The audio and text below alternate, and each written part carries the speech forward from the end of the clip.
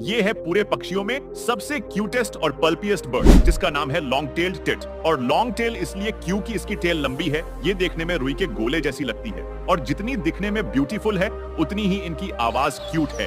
ये पक्षी में कमाल की खासियत ये है कि ये अपने घोंसले को बिल्कुल राउंड बनाती है और ऊपर केवल छोटा सा एक एंट्री पॉइंट बनाती है। ये पक्षी अपने घोंसले को बनाने में अपने खुद के फर स्पाइडर सिल्क और मॉस का इस्तेमाल करती है और एक बार में 8 से 12 अंडे दे देती है। वैसे आपका फेवरेट पक्षी कौन सा है? कमेंट कीजिए। Number 2, B hummingbird. ये पक्षी सबसे छोटी और क्यूट दिखती है। इसे हमिंग बर्ड इसलिए कहा जाता है क्योंकि ये जब भी उड़ती है इसके पंखों की आवाज की गुनगुनाहट आती है और इसकी खासियत ये है कि ये प्रति सेकंड में पंखों को 10 से 80 बार आगे पीछे करती है।